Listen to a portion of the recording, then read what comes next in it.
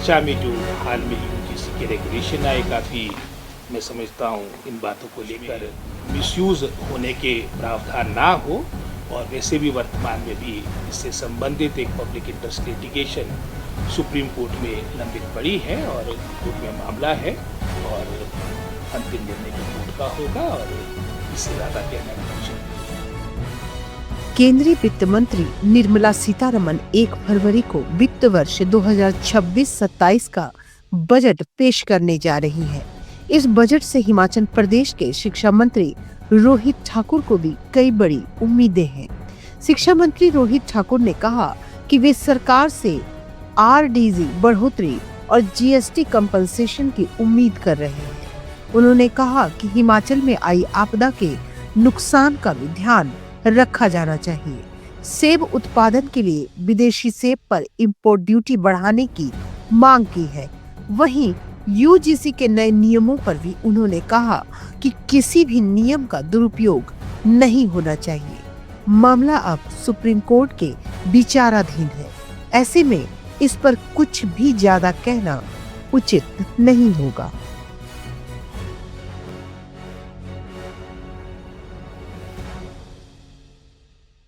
को आना है, जहां हमें केंद्र के बजट से भी बहुत सी आशाएं हमारे प्रदेश को, और साथ ही साथ जो 16th फाइनेंस कमीशन की भी जो मैं समझता हूँ रिपोर्ट आजकल में ले होनी है, उससे भी बहुत सी आशाएं हमारे प्रदेश की जुड़ी है।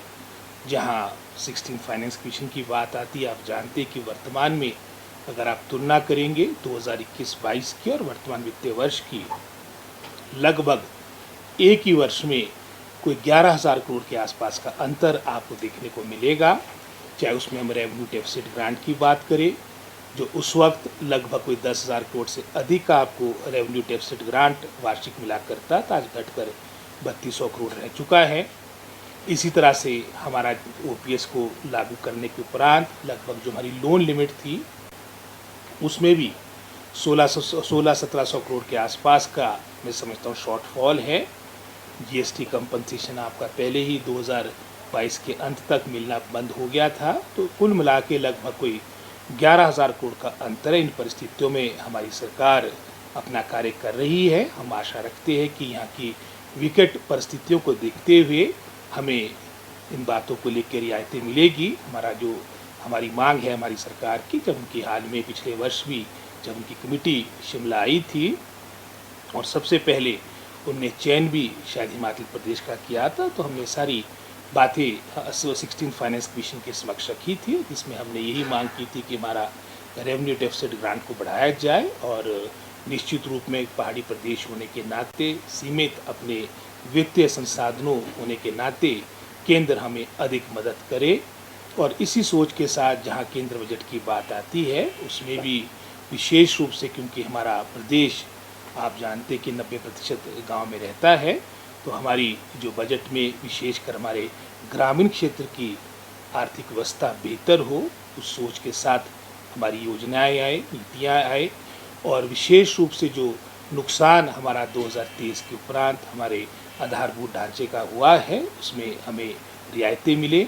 हमारे हॉर्टिकल्चर, क्योंकि हमारा पूरा प्रदेश एक तरह से हॉर्टिकल्चर स्टेट के रूप में भी जाना जाता है, हमें रियायतें मिले, उसमें हमें और इंसेंटिव्स मिले, ये भी हमारी मांग रही है। हमने पहले जो कमिटमेंट भी हमारी केंद्र की पार्टी की थी कि सेब को स्पेशल कैटेगरी में लिया जाएगा, लेकिन उसके विपरीत जहां पहले न्यूजीलैंड के साथ समझौता करके उसमें जो आपकी इंपोर्ट ड्यूटी थी उसमें घटाया गया, और आज की खबर ये कि अब यूरोपियन यूनियन के साथ भी आपका जो आपको इम्पोर्टेड सेब आता था उसमें भी इंपोर्ट ड्यूटी में कटौती की गई, और इसका बड़ा दुष्प्रभाव नाम मात्र हिमाचल प्रदेश के हमारे सेब बागवानों को होगा। पूरे जो हमारे हिमालयन रीजन के जो हमारे अपरग्रेन स्टेट्स हैं, चाहे जम्मू कश्मीर है, उत्तराखंड है, चाहे नॉर्थ ईस्ट है, वहाँ पर इसका नुकसान होगा।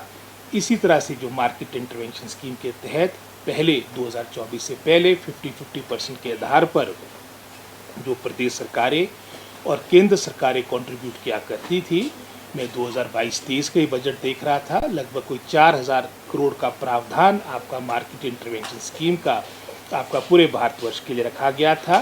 और जैसे उदाहरण के तौर पे हिमाचल की बात आती, मैंने उदाहरण आपके साथ सेब का, सिट्रस फ्रूट्स का साझा किया, इसी तरह से अलग अलग स्टेटों में अलग अलग आपके इस तरह के उत्पाद थे। तो उसमें भी 2024 के बजट के बाद फरवरी मार्च के बाद आप में एक तरह से उस योजना को भी बंद कर दिया गया है। मात्र 1 लाख का टोकन, उसमें टोकन बजट रखकर उस योजना को विराम लगाने का प्रयास भी किया। हमारी मांग है कि उसको पुनः शुरू किया जाए, क्योंकि ये भी हमारा किसान और बागवानी से जुड़ी हुई योजना थी। और इसी तरह से हिमाचल के परिवेश में, क्योंकि हमारे यहाँ पर्यटन, हमारी बागवानी, कृषि और साथ ही साथ विद्युत क्षेत्र बहुत महत्वपूर्ण है।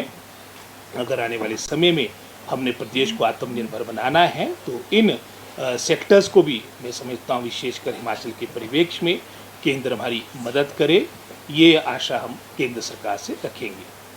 हम अपने स्तर पे पहले ये भी कोशिश, क्योंकि आप समझते हैं कि नियुक्तियों में समय भी लगेगा, तो अभी तो हम जो हमारे पास एग्जिस्टिंग टीचर्स है, पहला हमारा प्रस्ताव यही रहेगा कि हम एग्जिस्टिंग अपनी स्ट्रेंथ से इन टीचर्स को सीबीएसई स्कूल भेजें।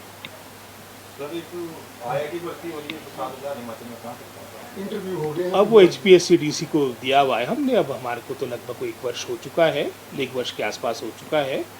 तो हम तो आशा रखेंगे कि, क्योंकि हमारा ये सरकार का एक कॉर्पोरेशन है, कि शीघ्र ये हमारे को 6200 हमने रखनी है आयास पूरे प्रदेश में, जो हमारे प्री प्राइमरी स्कूल्स है, ये नियुक्तियाँ मिले हमारी। तो उसमें जो हमारे को पात्र कैंडिडेट थे वो नाम मात्र मिले, 6200 पोस्टें वहाँ पर भी है, लेकिन जो कैंडिडेट्स मिले मात्र 87 है। तो उसमें भी कुछ बातों को लेकर हम कैबिनेट में जाएंगे कि इसमें हम फ़िलहाल ब्रिज कोर्स का या एग्जिस्टिंग अपने जो हमारे ये ट्रेनिंग्स है, JBT ट्रेनिंग्स हैं, उनको इसके तहत लाया जाए। इसमें जो लीगल कॉम्प्लिकेशन है, सारी बातों को लेकर हम शीघ्र कैबिनेट में जाएंगे, ताकि ये जो हमारे को सैंक्शन पोस्टें हैं NTT का, और इसका लाभ हमारे प्री प्राइमरी स्कूलों में मिले, इस प्रस्ताव को लेकर हम कैबिनेट में जाएंगे। उम्मीद तो ये पिछले कई सालों से चली हुई है, और भगवान करे कि शीघ्र इसकी नियुक्तियाँ हों।